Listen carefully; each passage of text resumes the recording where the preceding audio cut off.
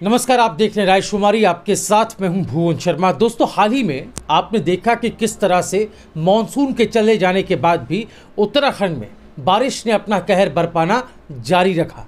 हालात तो यहां तक भयावह हो गए कि बारिश ने बरसों पुराना बरसने का अपना रिकॉर्ड तोड़ दिया।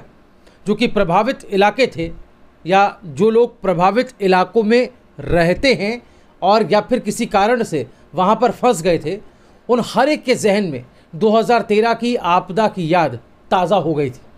दोस्तों, इस बारिश ने खेत, मकान, दुकान, सड़कें, पुल, तालाब सब पर बुरा असर डाला। सबसे ज़्यादा असर नदियों पर पड़ा। नदियों ने तो अपने रास्ते तक बदल दिए। यानी सालों से जिन रास्तों से होकर नदियां अब तक गुजरती थीं, उन रास्तों से नदियां अब डाइवर्ट हो चुकी हैं।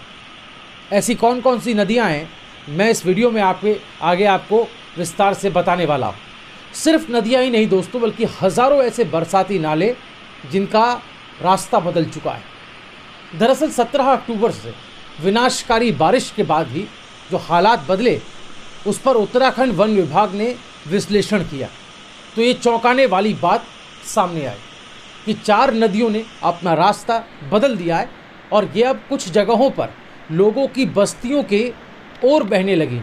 जो बसासत है उस तरफ बह रही है, जबकि कुछ इलाकों की ओर बहने से सीधे वन विभाग के जो खनन के काम चल रहे हैं, पेट्रोलिंग का काम चल रहा है, उनके कामों पर असर पड़ रहा है। जिन 4 नदियों ने अपना रास्ता बदला है दोस्तों, वो कुमाऊं क्षेत्र की नदियां हैं। कोसी, गौला, नंधौर और डबका। इन नदियों का यूँ रास्ता बदलना गंभीर चिंता की बात है और इसीलिए इस पर गहराई से अध्ययन के लिए वन विभाग IIT रुड़की की मदद ले रहा है। इस अध्ययन में, इस स्टडी में नदियों समेत वन मार्गों जैसे जगहों को कितना नुकसान हुआ है, इसका भी आकलन किया जाएगा। दोस्तों, टाइम्स ऑफ इंडिया को एक बयान में उत्तराखंड के वेस्टर्न सर्कल के मुख्य वन संरक्षक हैं तेजस्विनी पाटिल, उन्होंने कहा कि नदियों के रास्ते में बदलाव हमारे लिए चिंता के विषय है। उन्होंने कहा कि हमने IIT रुड़की को बदलावों के अध्ययन के लिए कहा है ताकि उचित तकनीकी आकलन के बाद नदी पर तटबंध बना सकें। इन अफसर के मुताबिक अपने सामान्य चैनलों के माध्यम से बहने के बजाय बारिश पर आधारित जो नदियां हैं, उनका पानी अब अपनी पारंपरिक नदी के किनारे उन जगहों पर बह रहा है जहां काफ़ी हद तक अब अतिक्रमण किया जा चुका है। वहीं जो पर्यावरणविद हैं, जो एनवायरमेंटलिस्ट हैं, उनका भी ये मानना है दोस्तों कि नदी किनारे अतिक्रमण ने समस्या को और ज़्यादा बढ़ा दिया है। South Asia network on dams, river and people संदर्भ नाम का एक गैर सरकारी, गैर लाभकारी संस्था है, उसके कोऑर्डिनेटर हैं हिमांशु ठक्कर।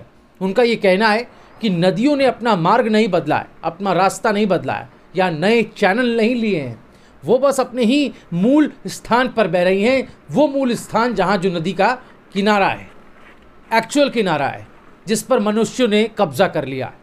हिमांशु ठक्कर ने कहा कि अवैध निर्माण, कचरा डंपिंग और नदी में कचरा डंपिंग, जिसमें कि मानसून के दौरान या हर मौसम में जिस तरह 4 धाम सड़क के निर्माण के दौरान जो भूस्खलन होता है, लैंडस्लाइड होती है, उससे जो मलबा आता है, उसको साफ करते समय नदी के किनारे पर उसको डाल दिया जाता है। ये एक तरीके का हमारा रवैया रहा है।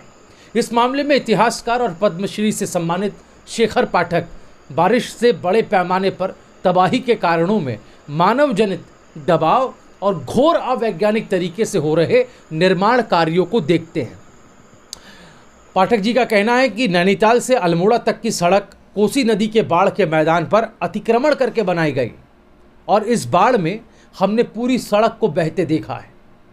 पेड़ों की कटाई, पहाड़ों को काटकर इस तरह के अवैज्ञानिक तरीके से किए जा रहे निर्माण से उत्तराखंड को भारी नुकसान होगा। वास्तव में 4 धाम सड़क परियोजना का आकलन करने के लिए सुप्रीम कोर्ट ने जो हाई पावर कमेटी बनाई थी, जो विशेषज्ञों की जो समिति बनाई थी, जिसका नाम रवि चोपड़ा समिति है, इस समिति ने दोस्तों उत्तराखंड के नदी तट में अति निर्माण के इस मुद्दे को, अतिक्रमण के इस मुद्दे को चिंताजनक करार देकर सामने रखा था, लेकिन अधिकारियों के ने इस पर कोई ध्यान नहीं दिया, कान पर जू नहीं देंगे। दोस्तों, अध्यक्ष रवि चोपड़ा हैं, उन्होंने अपनी रिपोर्ट में इस सड़क की चौड़ाई जो हाईवे की सड़क बन रही है, 12 मीटर रखना ठीक नहीं बताया था और इसको सिर्फ 5.5 मीटर तक रखने की सिफारिश की थी, रिकमेंड किया था। पर प्रकृति की चिंता आखिर किसे थी? और वैसे भी इससे होने वाले नुकसान को उन पहाड़ों में रहने वाले लोग ही तो झेल रहे हैं। मौजूदा हालातों को मद्देनज़र रखते हुए एक बार फिर से एक्सपर्ट्स ने नदी नालों के किनारों के भूमि को चिन्हित करने, यहाँ बसासत पर पूरी तरह से पाबंदी लगाने की पैरवी की है। दोस्तों, उन्होंने कहा कि पहाड़ की परंपरागत यानी कि पुराने तौर तरीके के मुताबिक नदी नालों के किनारे खेती करने पर जोर दिया है। दरअसल कुमाऊं में उत्तरी कुमाऊं के अल्मोड़ा, पिथौरागढ़, बागेश्वर, चंपावत, दक्षिणी कुमाऊं की बात करें तो यहाँ नैनीताल, भूमि संरक्षण वन प्रभाग नैनीताल, रानीखेत और अतिरिक्त भूमि संरक्षण वन प्रभाग रामनगर। वहीं पश्चिमी हिस्से की बात करें तो यहाँ हल्द्वानी, तराई पूर्वी, तराई पश्चिमी, तराई केंद्रीय और रामनगर के समस्त जो वन रेंज हैं वहाँ की हालिया बारिश से यहाँ खासा नुकसान हुआ। ये वो पूरी बेल्ट है जो सबसे ज़्यादा प्रभावित रही है।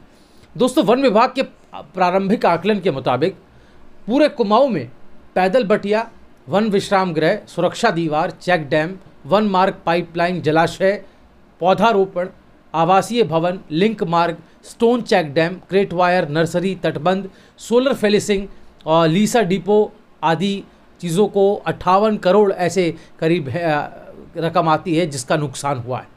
इसमें उत्तरी कुमाऊं में 614 लाख, दक्षिण में 347 लाख, पश्चिम में सर्वाधिक 4,825 लाख के नुकसान शामिल हैं।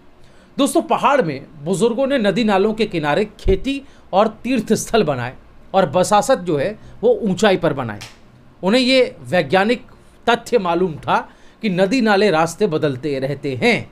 नदी नालों के व्यवहार को जानते थे बखूबी वो लोग। 2013 की आपदा में मंदाकिनी की बाढ़ से इसी वजह से नुकसान हुआ था। अब की कुमाऊं में भी नुकसान की वजह दोस्तों नदी नालों के किनारे बसासत और अतिक्रमण ही तो है। लंबे समय से नदियों का अध्ययन कर रहे कुमाऊं विश्वविद्यालय भूगोल विभाग के प्रोफेसर पीसी तिवारी की माने तो नदियों का क्रम स्ट्रीम ऑर्डरिंग या मार्ग बदलने वाला होता है।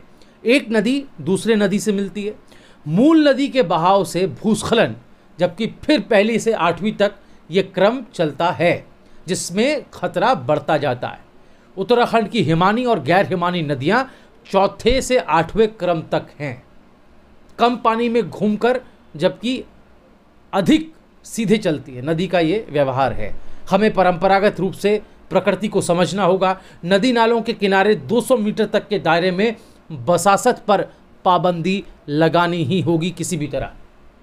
साफ है दोस्तों कि फिलहाल बाढ़ और प्रकृति का तांडव थमा हुआ है, लेकिन अब जिस अंतराल पर, जिस गैप में ये आपदाएं आने लगी हैं, उन्हें देखकर फ्यूचर में इस तरह की आपदाओं से कम नुकसान हो, इसके लिए हमें अभी से ठोस कदम उठाने होंगे। दोस्तों, इस वीडियो को देखने के बाद आपकी राय क्या है? आप हमें कमेंट में अपनी राय ज़रूर बताएं। इस वीडियो में दी गई जानकारी आपको ज़रा से भी पसंद आई हो, आपको लगा हो कि इसमें कुछ सच्चाई है, तो आप इस वीडियो को आगे ज़रूर शेयर करें ताकि लोग जागरूक हो सकें, सरकार तक हमारी बात पहुंचे। नीचे एक थैंक्स बटन आपको दिख रहा होगा, उस पर आप क्लिक कर हमें आर्थिक सहयोग भी दे सकते हैं ताकि हम जन सरोकार, पर्यावरण और दूसरे मसलों से जुड़े अपने इस काम को अनवरत जारी रख सकें। और आखिर में अगर अब तक आपने हमारे चैनल को सब्सक्राइब नहीं किया है, रायशुमारी को सब्सक्राइब नहीं किया है, तो अभी इसे आप सब्सक्राइब कर लें। पास ही बेल आइकन का बटन आपको दिखाई दे रहा है, उसे ज़रूर दबा दें ताकि हमारे वीडियोज़ की नोटिफिकेशन आप तक पहुँचती रहे। नमस्कार।